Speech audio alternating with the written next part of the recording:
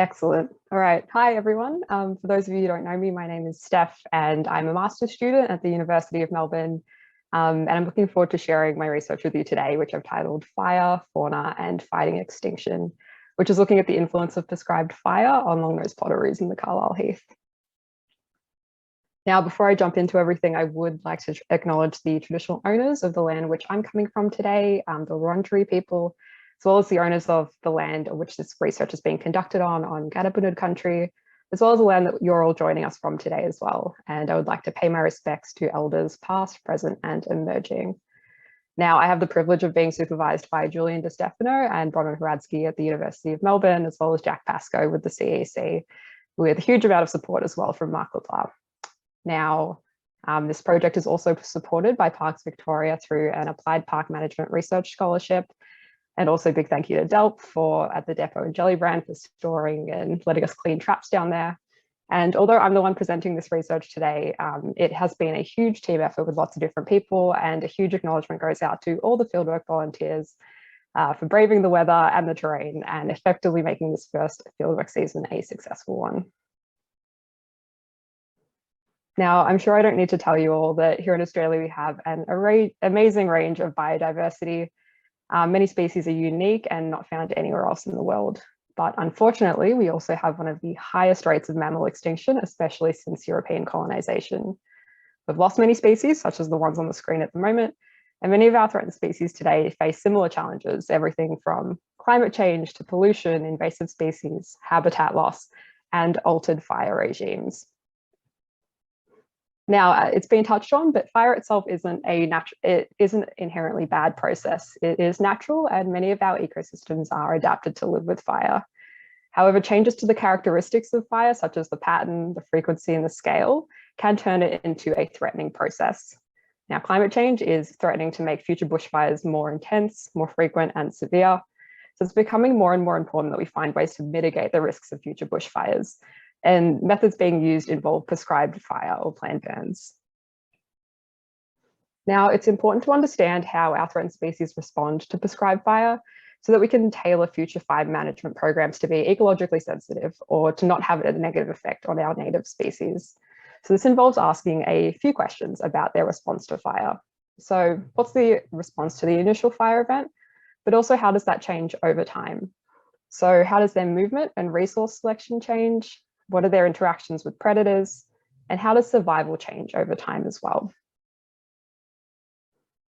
Now, I've been lucky enough to be working with what I would argue is one of the coolest little species here in Australia, the long-nosed potoroo.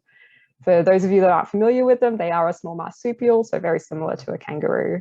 And they are listed as vulnerable here in Victoria, but also on a federal level as well. Now, they use a range of habitats, dense vegetation for cover and shelter, as well as open spaces for foraging. Now, these guys are quite the ecosystem engineer when it comes to turning over the soil in search for a major component of their diet, fungi. However, they are a species that also is a threat from altered fire regimes. When fire comes through and wipes out vegetation such as plants, logs, and leaf litter, it can leave species like this vulnerable, especially to predation by species like foxes and feral cats. Now, long-nosed potoroos are found in a few spots around the state, one of which is the Carlisle Heath. Now, like Jack touched on, it is an area with quite a diverse mammal community, with long-nosed potoroos, but also bandicoots, antechinus, and a few different rats as well. It's also quite a flammable landscape. It's dominated by grass trees, and it's also an area which is managed with planned burns, which makes it a good study site for this type of research. Now, our story begins with some research done by Mark last year, looking at long-nosed potoroos and their responses to fire. Now, as he mentioned, went out and did some GPS tracking of potoroos immediately before and after a planned burn that was happening in a couple of different areas. What he found was quite grim, that the collared potoroos showed quite a high level of mortality, with about 80% of the potoroos dying within the first few weeks of the burn. Also saw that the potoroos had quite a strong reluctance to leave their home range even after a fire had gone through. And so what I'm interested in is how are these populations faring 1 year, 2 years down the track after the burn? So the aim of this project is to look at the post-fire density and survival of these populations in the Carlisle Heath. Now, to place the study in space, that yellow square in the middle, nestled between Jellybrand and the Carlisle River, is where this research is taking place. And zooming in again, you can see the 3 sites which are the focus of this research. So the 2 on the left, CH4 and CH6, are the 2 sites which underwent planned burns in the middle of last year. And you can see the red indicates the fire scar. Now I'm also looking at a 3rd site, a control block, which hasn't had any planned burns occur, but it does have trapping data back to about 2018. So it'll act as a bit of a baseline as a comparison. Now, a bit of a timeline. The burn that happened at the 2 burn blocks happened in June 2021, with trapping and collaring happening immediately before and after that fire. And what I'll be doing is returning at the 1-year and 2-year mark post-fire, so in the middle of this year and the middle of next year, to conduct more trapping and microchipping of Potoroos. So as Jack mentioned, we've just wrapped up our first field season, being able to visit the beautiful Carlisle Heath. It went very well, largely thanks to the positive attitudes and hard work of everyone that came along. Despite doing fieldwork in the middle of winter, we only lost a few days to weather, which is a good thing. So we spent 2 weeks at each of the sites and we set up 44 traps throughout the site. So we set and checked traps twice a day, once in the morning, once in the afternoon. And for any Potoroo that we caught, we would scan it for the presence of a microchip, and any that didn't have one, we would then microchip them, take some other baseline measurements, and then re-release them. So we repeated this process for 2 weeks, and being able to capture and recapture individuals will allow us to get an idea of the density of populations, but as well as look at the survival of individuals over the course of the study. Now, we've only just returned from fieldwork, so I haven't had time to fully get into the data yet. But just as a very basic level, the positive news is that we did catch Potoroos at each of these sites.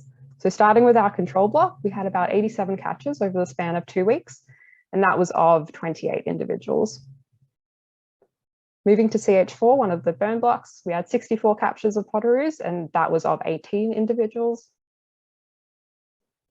And moving to CH6, we had a whopping 96 captures, which was from 33 individuals. Now, the blue section in each of those graphs represents new individuals that we caught without a microchip that then received a microchip as a part of this research. And you can see throughout all of them, it was about 70 to 90% of each of the sites, with the orange section representing Potoroos, which we caught that already had a microchip from past studies. And that looks at about 10 to 30% per site. Now, we were all waiting with bated breath to see if we would recapture any of the collared Potoroos from Mark's study. For context, Mark named 2021 the Potoroo Chronicles, and all the Potoroos caught during that time were named after Harry Potter characters. And excitingly, we did recapture one of the male Potoroos, Snape, so it was great to see that he is still around. Now, we also caught some other species. Southern brown bandicoot, we caught, but in much lower numbers. We got about 4 individuals across the entire season. As well as some bush rats, swamp rats, and swamp antechinus as well. So in terms of what's next, it's a bit of a watch this space for the next year. We'll be doing fieldwork again in the middle of next year to repeat trapping and microchipping of Potoroos, as well as starting to get into the data analysis. So seeing what these numbers tell us, as well as looking at the burns and vegetation and other things along those lines. And then zooming back out to the broader picture, hopefully this research will allow us to further develop our understanding of Potoroo ecology, both generally, but also of these populations in the Carlisle Heath, and more broadly, help us to understand what their response is like to prescribed fire. Hopefully this will be able to provide us with some useful information, which can help inform fire management programs in the area. Because the rate at which Potoroos recover should hopefully help to inform maybe the frequency or the scale at which burns do occur without having a negative effect on the wildlife. This information is also going to provide some data which will be fed into some landscape scale simulation models, which are looking at the interactions between predator and prey species post-fire. Now, I'd just like to acknowledge again that this is a huge team effort, and I'm very grateful for the effort that everyone has put in. I hope this research is going to be one more step towards conserving some of our native species and giving them a fighting chance against extinction. If you are interested, feel free to get in touch with me afterwards, because if this year has taught me anything, it's that I'm happy to talk about Potoroos given the chance. Thank you. Great job, Steph. Thanks. How many individual Potoroos? Was it 80 odd? 80, 90, I think. Yeah. I think, just for context, like it could be the single most successful Potoroo trapping event in history, I reckon. If you talk to people from the Grampians, they've been working for 10 years and maybe got one or two individuals. So it's spectacular, and just goes to show how extraordinary the hot Potoroo habitat is. It also presented its challenges for you in your first field season, mate. So congratulations on a great job and a great presentation. There aren't any questions at the moment in the Q&A, but if you keep an eye out, Steph, if you could type an answer, that'd be really appreciated. Thank you. Now I'd like to introduce